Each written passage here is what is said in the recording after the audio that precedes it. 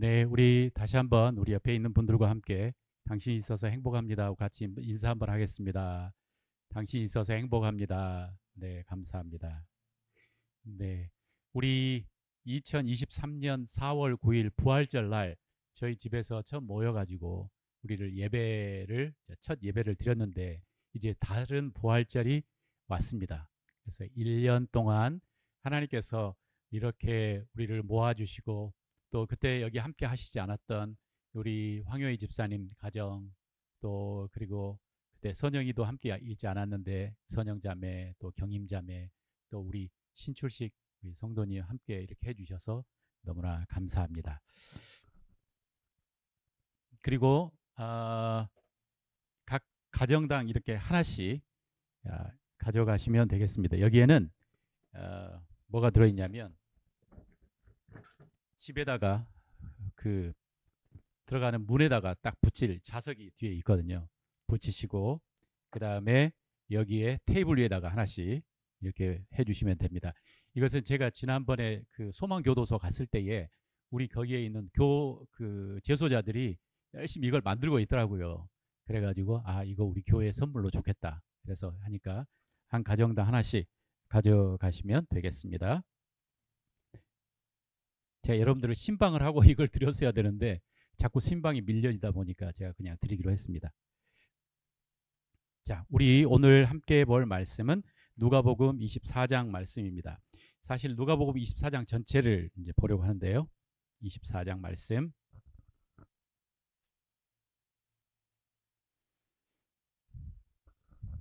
네, 누가복음 24장 말씀입니다. 오늘은 예수님께서 십자가에 못 박히셨다가 죽으시고 그 다음에 부활하신 날입니다. 그러니까 예수님의 그 마지막 한 주의 타임 테이블을 보면 예수님께서 십자가에 죽으신 날이 언제냐면 이제 예수님께서 마지막 제자들하고 성찬식을 가졌던 때가 언제냐면 목요일 날이에요. 목요일 날 저녁에. 그리고 목요일 날 저녁에 예수님께서 자, 내가 이제 너희들과 함께 이 성찬식 유월절을 더 이상 함께 먹지 않을 거야 라고 이야기하니까 제자들은 이게 무슨 말일까 아마 그랬을 거예요. 그러니까 목요일 날 저녁까지도 제자들은 그 다음날 무슨 일이 일어날지에 대해서 전혀 감을 잡지 못하고 알아차리지 못하고 있었던 거죠. 그런데 목요일 날 저녁에 이제 가룟 유다가 예수님을 팔았고 그리고 저녁 늦은 시간에 가룟 유다와 그 다음에 군인들이 와서 예수님을 붙잡습니다. 그때 모든 제자들은 다 도망갑니다. 이게 목요일 날 저녁. 그래서 예수님은 목요일 날 저녁을 잠을 안 자시고 꼬박 이제 먼저 빌라도에게 잡혀갔다가 종교 경찰에 잡혀갔다가 헤롯에게 갔다가 다시 빌라도에게 가는 그 일이 이제 있습니다. 그리고 금요일 날 아침 9시에 이제 사형 판결을 받습니다. 그러니까 굉장히 빠른 시간 내에 재판을 하고 사형 판결이 딱 내려져 버린 거예요. 그리고 사형 9시에 채찍에 맞으시고 사형 판결을 딱 받은 다음에 그 다음에 오후 3시에 금요일 날 오후 3시에 십자가에서 운명을 하십니다. 이게 지난 우리 금요일 날 있었던 거고 그리고 금요일 날 그 저녁부터 해서 토요일 날 그리고 아침이 주일 날인 오늘 아침에 일찍 어느 시점인가 예수님께서는 부활하신 거죠. 그래서 그 부활한 예수님께서 무덤에 계셨던 날이 금요일 날, 토요일 날, 그리고 일요일 날인 오늘 아침까지. 그래서 사흘 동안 사흘 후에 다시 살아나셨다라고 하는 겁니다. 이제 오늘 이 누가복음 24장을 읽으려고 하는데요. 이 예수님께서 부활하셨다고 하는 그 의미가 우리 기독교인에게 무슨 의미인가? 왜 우리 기독교인은 이 부활절을 이렇게 중요하게 생각하나? 왜 이렇게 중요하게 생각할까요? 부활절은 바로 예수님이 하신 말 그리고 예수님이 주장하신 것들이 진짜라고 하는 것을 증명하는 그 증거가 바로 이 부활절입니다. 그러니까 많은 사람들이 와서 좋은 말 할 수 있잖아요. 그죠? 위대한 말 할 수 있어요. 나는 위대한 사람이야. 이게 바로 진리야. 이렇게 살아야 돼. 그런데 예수님께서는 거기에다가 플러스 알파에서 뭐라고 이야기하셨냐면 내가 하는 말이 진짜인 것을 증명을 하는데 그게 뭐냐면 내가 이제 죽을 거야. 그리고 사흘 후에 다시 살아날 거야. 라고 하는 것을 예수님께서 이야기하셨어요. 그러니까 다른 사람들은 감히 할 수 없는 그 주장을 예수님께서는 하신 거예요. 그러니까 예수님의 말이 진짜가 되려면 어떻게 해야 되나요? 죽었다가 살아나셔야 되는 거예요. 이건 인간의 힘으로는 할 수 없는 일이에요. 그렇지 않습니까? 그러니까 내가 아무리 똑똑하고 좋은 말을 할 수 있을지라도 나는 이제 죽었다가 살아날 거야. 그리고 내가 살아난 그것이 바로 내가 지금까지 했던 모든 말, 그리고 나에 대한 말, 이것이 진짜라고 하는 것을 증명하는 거야. 라고 예수님께서는 이야기를 하신 거죠. 그러면서 바로 그 일이 오늘 24장에 일어납니다. 누가복음은 다른 복음서와 달리 굉장히 이 누가라고 하는 사람이 원래 그 직업도 의사였고 굉장히 그 시간 순서에 따라서 디테일하게 현대인에게 아주 잘 이해될 수 있도록 이 예수님의 그 행적을 잘 적어놓고 계십니다. 오늘 24장에 보면 세 개의 이야기가 나옵니다. 첫 번째는 안식 후 첫날 예수님의 돌무덤에 가서 예수님의 무덤에 비어 있다는 것을 발견한 여자들의 이야기. 그리고 두 번째 이야기는 그 제자들이 이제 예루살렘에서 이제 그 근처에 있는 어떤 한 동네 한 12km 정도 떨어진 동네를 두 사람이 가고 있는데 거기에서 예수님을 만난 이야기.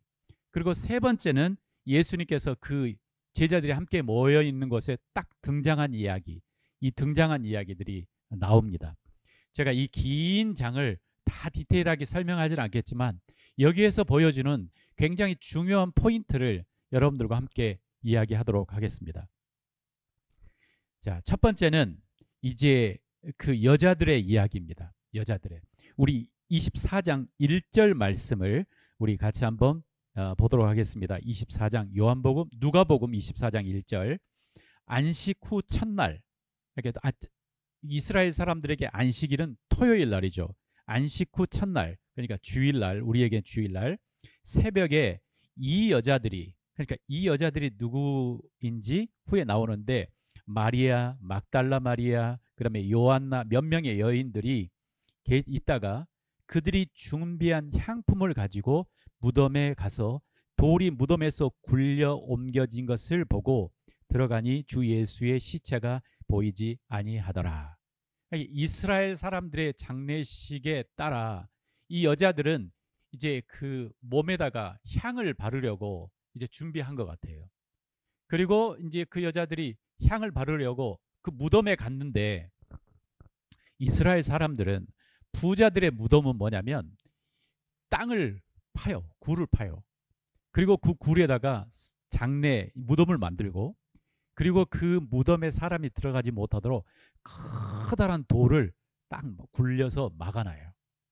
그러니까 이 예수님께서 태어나신 것부터 평생 아주 가난하게 사시다가 예수님께서 십자가에 죽으시는 그 마지막 장례식은 이 아리마대 요셉이라고 하는 굉장히 부유한 사람이 예수님의 몸을 가지고 가서 자기를 위해서 준비한 그 무덤에 예수님을 장례를 지냅니다. 그리고 이제 아침에 이 여자들이 그곳에 가서 어떻게 이 무덤 문을 열 수가 있을까 걱정을 하면서 갔는데 무덤 문이 열려 있었고 또 그리고 어떤 일이 있었냐면 예수님의 몸이 그곳에 없는 거예요. 그래서 깜짝 놀라서 이게 어떤 일이야 하니까 그곳에 두 명의 천사가 나타나서 예수님이 너희들에게 이야기했지 않느냐, 제3일 만에 부활하여야 되리라 라고 약속하지 않았느냐, 왜 여기서 예수님을 찾느냐 라고 천사들이 이야기하니까 그 말을 듣고 열심히 달려갑니다. 어디로 달려갔냐면 예수님의 제자들이 함께 모여 있는 곳에 달려가서 이야기를 합니다. 천사가 나타났고 천사가 이야기하기를 예수님께서 부활하셨다고 이야기를 했어요. 그런데 사도들은 어떻게 했을까요? 예수님의 제자들은 부활하셨어? 할렐루야! 역시 부활하셨구나! 이렇게 이야기했을까요? 아니에요. 우리 11절에 보도록 하겠습니다. 11절에 사도들은 그들의 말이 허탄한 듯이 들려 믿지 아니하였다 그랬어요. 허탄한 듯이 들렸다. 이 허탄하다라고 하는 이 단어가 영어로는 뭐라고 써져 있냐면 넌센스라고 들렸어요. 넌센스야, 웃기지 마, 이렇게 제자들이 들은 거죠. 그러니까 아직도 제자들은 예수님께서 중간중간에 나는 죽고 다시 살아나겠다, 죽고 다시 살아나겠다라고 하는 이 말이 자신의 귀에 들리지도 않았고 이게 연결도 안 되고 상상도 안 된 거예요.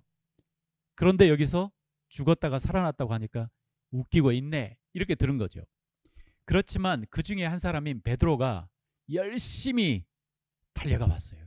그래서 보니까 12절에 베드로는 일어나 무덤에 달려가서 구부려 들여다보니, 그러니까 이 다른 성경에 보면 무덤에 달려가가지고 무덤 속에 딱 들어가지 못하고 살짝 이렇게 들어가 본 거예요. 그런데 혼자만 달려가지 않았고 누가 함께 있었냐면 거기에 다른 제자가 한 명 있었습니다. 그게 아마 요한이었을 겁니다. 들어가 보니 뭐냐면 세마포, 예수님을 감쌌던 그것만 있고 몸이 어디로 간 거예요. 그러니까 만약에 예를 들어서 예수님의 몸을 누가 훔쳐갔다면 여러분들은 어떻게 하실 거예요? 그러니까 그들의 이 장례법에 의하면 우리 미라를 만든 것처럼 세마포로 사람을 똘똘똘똘똘 감거든요. 그러니까 목부터 해서 몸 밑에까지 감고 그 다음에 머리에다가 뭔가를 씌우고 감고, 그래서 이제 여러분들이 이 시체를 가져가려면 여러분들이 어떻게 하실 건가요? 이걸 다 풀고 몸을 가지고 가실 건가요? 아니면 그냥 통째로 가지고 가실 건가요? 통째로 가지고 가는 게 이게 더 이론적이겠죠. 그런데 놀랍게 세마포는 그대로 마치 바람이 쏙 빠진 것처럼 세마포가 있고, 다른 성경에는 뭐냐면 세마포가 있고 그 다음에 머리를 쌓았던 것이 원래 머리가 있어야 될 그 자리에 그대로 있다고 그랬어요. 그러니까 몸만 사라진 거예요. 그래서 이상한 현상을 보면서 베드로가 이게 뭐지? 아직 몰라요. 정신을 못 차렸어요. 자, 그리고 이제 두 번째 나온 이야기가 뭐냐면 엠마오라고 하는, 예루살렘에 이제 함께 모여 있다가 예수님께서 죽어버리셨잖아요. 그러니까 6월절에 이 사람들이 예루살렘에 들어가 가지고 정말 예수님이 무슨 일을 일으키시겠다라고 기대를 하고 예루살렘에 들어갔는데 허망하게 예수님이 죽어버리셨어요. 그래서 그 모여 있다가 이제 그 모여 있었던 제자들 중에 두 명이 아이고 이제 여기 있을 필요가 없다, 난 집에 가야 되겠다 라고 생각하고, 두 명의 제자가 누군지는 모르지만 예루살렘에서 한 12km 떨어진 엠마오라고 하는 그 동네로 이렇게 가고 있었어요. 이제 그 이야기가 지금 13절부터 쭉 나옵니다. 굉장히 길게 나와요. 35절까지 나와요. 근데 이 두 사람이 걸어가고 있는데 갑자기 누구 한 사람이 조인을 합니다. 그러면서 그 조인한 사람이 물어보기를 너희 얼굴이 왜 그렇게 근심이 많니? 그러니까는 왜냐면 이틀 전에, 3일 전에죠. 3일 전에 우리가 정말 사랑했던 선생님이 십자가에 못 박혀 죽었다. 그분이 예수님이다.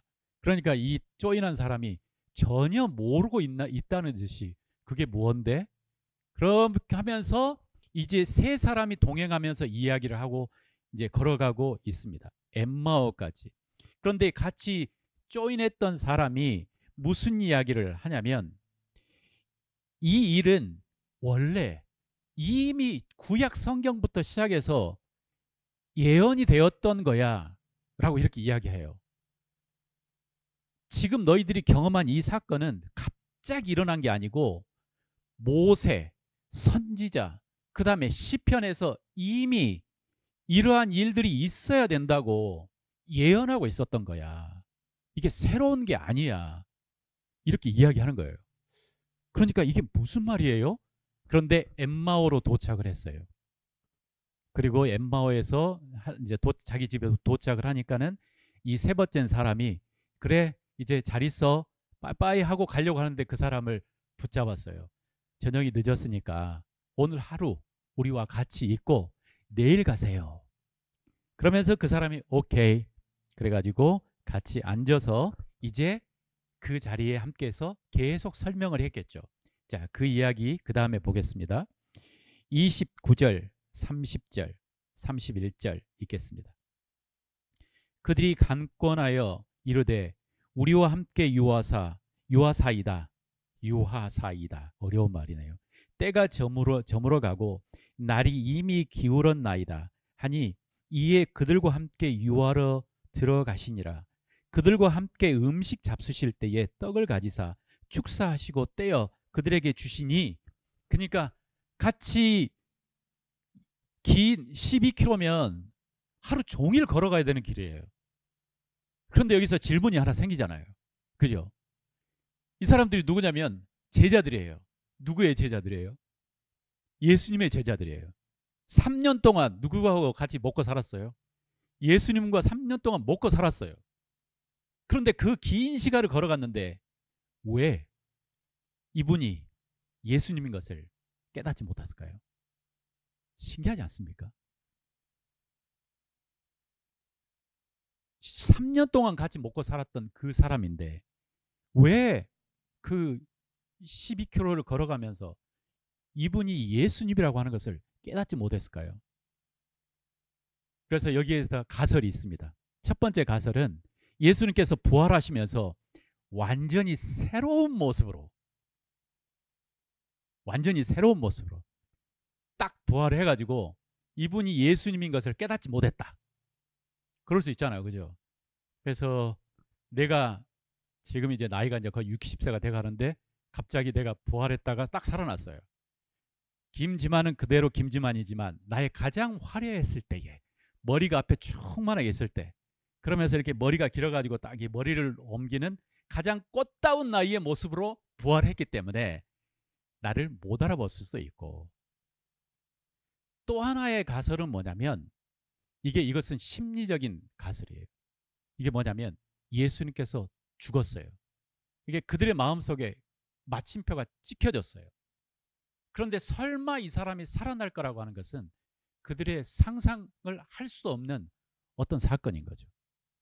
그래서 예수님께서 부활하셨지만 그들의 심리적으로 이것은 받아들일 수가 없는 어떤 영역이 아니었을까? 우리 그럴 때 가끔 있잖아요. 그죠? 그래서 우리는 뭐 예수님께서 가끔 너희들은 눈을 떴지만 사실 너희들은 보지 못한다. 뭐 이렇게 가끔 이야기하시기도 하고, 어떤 이유인지는 모르지만 이 사람이 예수님이셨다고 하는 것을 완전히 이 사람은 깨닫지 못하고 있었어요. 그러다가 어떤 일이 일어나냐면 30절에 그들과 함께 음식을 잡수실 때에 떡을 가지사 축사하시고 주님 이 음식을 주셔서 감사합니다 라고 하고 떼어서 그들에게 딱 주시는데 그 다음에 뭐라고 하냐면 그들의 눈이 밝아져 그인 줄 알아보더라 그랬습니다. 그러니까 확실하게 눈이 열렸다, 내 눈이 열렸다라고 하는 이 뭔가가 있습니다. 우리의 삶을 살아볼 때도 그렇잖아요. 이걸 보통 우리는 깨달았다, 아 이거구나, 이게 평생 내가 함께 있었는데 전혀 보지 못했을 수도 있어요. 아니면 내가 수없이 들었지만 이것에 대해서 전혀 모를 수도 있어요. 내가 수없이 바라봤지만 이게 그곳에 있는 줄 모를 수도 있어요. 그러다가 눈이 열리니까 이게 보이는 거예요. 이런 사건들이 이곳에서 지금 일어난 거예요. 예수님께서 성찬식을 하셨잖아요. 떡을 떼시고 주니까 눈이 열렸어요. 그리고 눈이 열린 그 상황에서 어떻게 하냐면 예수는 그들에게 보이지 아니하시더라. 그곳에서 싹 사라지신 거예요. 그러면서 32절에 그렇게 이야기합니다. 그들이 서로 말하되 길에서 우리에게 말씀하여 주시고 우리에게 성경을 풀어 주실 때에 우리 속에서 마음이 뜨겁지 아니하더냐라고 설명을 해 주십니다. 그러니까 여러분, 이 사건이 예수님께서 십자가에 죽으셨다, 우리의 선생님이 십자가에 비참하게 못 박혀 죽었다, 끝나버렸다 라고 하는 이 절망을 가지고 있었던 이 사람들이 예수님과 함께 동행하며 예수님께서 모세부터 시작해가지고 모세, 그 다음에 선지자, 시편의 이야기를 들으면서 뭐라고 설명하냐면 이 일은 이미 구약부터 예언되어진 일이고 꼭 일어나야 될 사건이었고 이 일이 일어난 거야 라고 하는 그 설명을 해 주시니까 그들의 마음에 뭔가 뜨거움이 올라왔다 라고 이야기하는 거예요. 뭔가 깨달음이 돼 있고 그 다음에 뭔가 이렇게 알아질 때에 그들의 마음속에 이거였구나 그러면서 마음속에 뜨거움이 올라온 거죠. 그래서 그들이 뭘 했는 줄 아십니까? 12km를 걸어왔다가 다시 그 순간에 또 일어나서 예루살렘으로 다시 돌아갑니다. 막 돌아갑니다. 그러니까 전혀 다른 태도로 이제 예루살렘에 다시 돌아갑니다. 그리고 36절에 이렇게 이야기합니다. 자, 33절 4절 읽어보겠습니다. 곧 그때 일어나 예루살렘으로 돌아가 보니 11 제자 및 그들과 함께한 자들이 모여 있어. 그러니까 11 제자뿐만 아니라 다른 사람도 함께 있었어요. 말하기를 주께서 과연 살아나시고 시몬에게 보이셨다 하는지라. 두 사람도 길에서 된 일과 예수께서 떡을 떼심으로 자기들에게 알리신 것들을 말하더라. 자, 36절에 이 말을 이제 돌아가서 이제 이야기를 막 한 거죠. 이 말을 할 때에 예수께서 친히 그들 가운데 서서 또 예수님께서 나타나신 거예요. 그러니까 여기서 우리가 한 가지 생각할 것은 뭐냐면 예수님께서 부활하시고 난 이후에 예수님께서 가지신 몸은 굉장히 업그레이드된, 우리 현대말로 업그레이드된 새로운 몸이에요.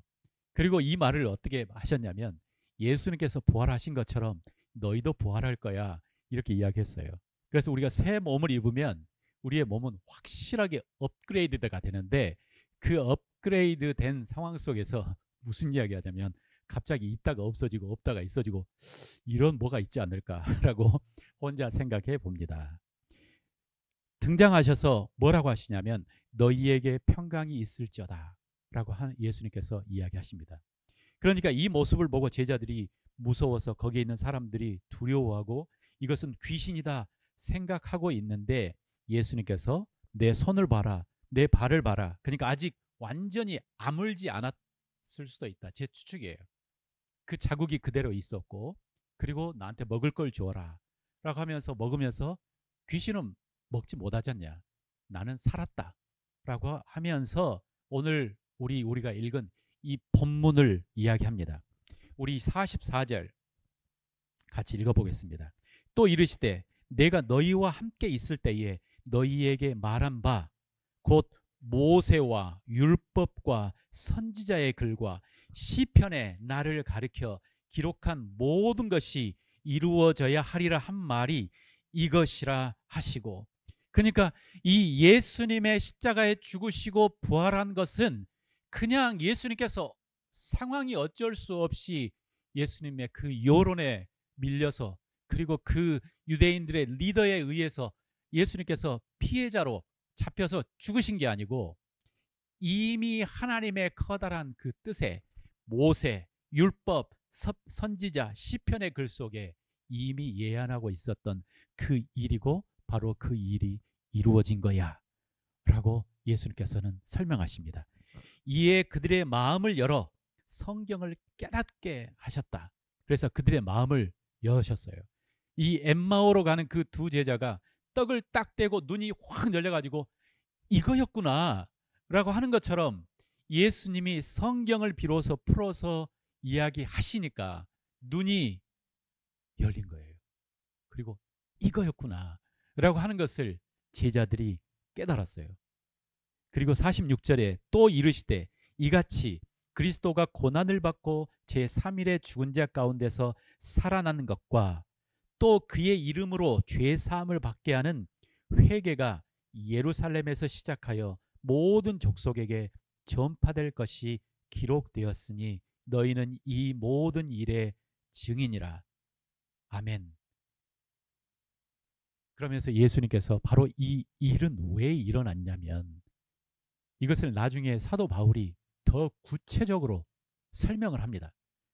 그렇지만 여기서 이야기하는 것은 내가 마치 구약시대 때 희생양이라고 하잖아요. 희생양.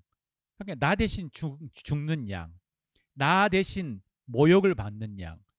우리도 지금 우리 희생양이라고 보통 이야기하잖아요. 그죠? 그러니까 우리 공동체 안에 희생양이 있으면 안 되죠. 그러나 이제 우리 학교에서, 그러니까 누군가 한 사람 욕 먹을 사람, 선생님이 와가지고 누가 이렇게 했어? 그러면은 서로 눈치를 보면서 뭡니까? 가장 힘없는 애, 누구 한 사람 딱 찍어가지고 전부가 쟤 때문이에요, 제가 그랬어요. 그러면은 걔가 모든 사람의 잘못을 다 뒤집어 쓰고 혼나잖아요. 이처럼 우리는 희생양이라고 한 것처럼 성경 안에서 희생양은 나의 허물, 나의 죄, 나의 실수, 이것들을 다 뒤집어 쓰고 죽어야 하는 그 양이 희생양이었는데 예수님께서 그 희생양이 자발적으로 되신 거예요. 그래서 예수님께서 그 희생양이 되시고 난 이후에 그의 이름으로 죄 사함을 받는 그 회개가 예루살렘으로부터 시작해서 모든 민족에게 전파되어야 할 이 메시지를 예수님께서 이야기하신 거예요. 그래서 이 예수님의 부활이라고 하는 이 사건은 기독교인들에게 가장 중요한 사건입니다. 이 부활이라고 하는 이 사건은 예수님께서 하신 이 모든 것들이 사실이고 진짜라고 하는 도장을 찍어주는 사건이에요. 그러니까 예수님의 이 기독교를 무너뜨려 버리려고 하면 무엇을 건드리면 되냐면 바로 이 부활 사건을 건드려 버리면 우리가 믿는 모든 것은 다 잘못된 것이다 라고 증명될 수 있어요. 그렇지 않습니까? 그러니까 이렇게 집을 쌓아놨는데 가장 중요한 밑의 기둥을 깨버리면 그 아무리 쌓아놨던 것도 와르르 무너지는 것처럼 기독교를 무너뜨려 버릴 수 있는 그 방법이 뭐냐면 예수님이 부활하지 않았다, 예수님은 그냥 죽었다 라고 하는 이것을 증명하기만 하면 기독교는 무너집니다. 2000년이 지나는 이 시간 동안 얼마나 많은 사람들이 이 일을 했는 줄 아십니까? 정말 많은 사람들이 기독교의 이 신앙을 무너뜨리기 위해서 이 부활이 사실 일어나지 않았다고 설명하고 증거하고 노력해 보려고 했지만 이 기독교는 지금까지, 이 예수님을 믿는 이 신앙은 지금까지 살아있고 우리가 그것을 믿는 것입니다. 마지막으로 우리에게 주시는 하나님 말씀, 죽은 사람이 살아났다 라고 하는 것을 여러분 믿습니까? 죽은 사람이 살아났다 라고 하는 그 이야기를 예수님 외에 들어보신 적이 있으신가요? 우리 안에는 어떤 습관이 있냐면 예를 들어서 1 더하기 1이 0이 된다, 이 웃기는 말이잖아요, 그죠? 그런데 어떤 높은 사람이 1 더하기 1은 0이야, 이게 진리야 라고 하면 첫 번째 세대는 에이 웃기고 있네, 저 사람 멍청해. 그러다가 그 다음 세대는 그럴 수도 있겠네. 세 번째 세대부터는 약간 이게 그냥 받아들여요. 1 더하기 1은 0이라고. 세뇌가 되는 거죠. 그러면 그냥 받아들이는 거예요. 우리에게 예수님이 죽고 부활하셨다 라고 하는 이게 상식적으로는 너무나 이게 수용하기 어려운 사건이지만 우리 마음속에 이것을 그냥 세뇌당해서 맞아, 그러니까 부활절에 크리스찬이 아닌 사람들도 부활절, 달걀, 그 다음에 이스터 바니 뭐 이런 거 하지 않습니까? 우리에게 습관이 된 거예요. 습관이 된 거예요. 그런데 우리에게 어떤 은혜가 필요하냐면 진짜 이 엠마오로 가는 그 사람들이 딱 떡을 먹고 눈이 확 열렸던 것처럼 예수님께서 그들에게 모세부터 이렇게 해서 설명을 딱 해주니까 제자들이 눈이 확 열렸던 것처럼 아, 이게 진짜로 일어나는 일이구나 라고 우리가 깨닫는다면 눈이 확 열려진다면 우리의 삶은 완전한 변화가 일어날 거예요. 정말 그 무너졌던 그 가슴 속에서 예수님의 보화를 우리가 더 진짜로 안다면 마치 엠마오로 가는 그 길에 두 제자가 정말 세상 끝난 것처럼 우울하게 걸어갔다가 예수님을 확 만나고 너무나 기뻐가지고 기쁜 마음으로 그 12km를 다시 돌아가서 제자들을 만났던 것처럼 우리의 마음속에 새로운 기쁨과 소망과 삶의 의미가 우리에게 주어질 것이라는 거죠. 이 부활절에 우리가 정말 예수님이 살아나셨다고 하는 이 사건을 우리가 더 깊이 묵상하고 정말 살아나셨다고 하는 이 예수님을 우리가 믿었으면 좋겠습니다. 이 안에는 생명이 있고 힘이 있습니다. 능력이 있습니다. 그래서 2000년이 지났지만 수많은 사람들이 나는 증인이에요 이렇게 이야기합니다. 나는 증인이에요. 예수님의 진리이시고 예수님이 십자가에 못 박히셨다가 예수님이 살아나신 것에 대해서 내가 증인이에요. 어떻게? 내 삶이 변했어요. 내 인생이 변했어요. 내 눈이 열렸어요. 내가 증인이에요. 그러면서 많은 사람은 십자가의 길을 가는 것처럼 이 삶을 살아가면서 고통과 어려움과 어떤 사람들은 죽기까지 자신의 신앙을 지켰던 사람들이 있습니다. 우리 사랑하는 형제 자매 여러분, 예수님께서 십자가에 죽으시고 부활하신 후에 우리에게 이제 구원의 길이 열렸다 라고 하는 이 메시지를 우리가 습관적으로 받지 않았으면 좋겠고, 이게 진짜로 메시지구나, 이 안에 능력이 있구나, 이 안에 생명이 있구나, 우리가 이것을 확 붙잡았으면 좋겠습니다. 주님, 우리의 눈이 열려서 정말 주님을 볼 수 있도록 도와주십시오. 이 기도가 우리에게 다 있었으면 좋겠습니다. 아멘.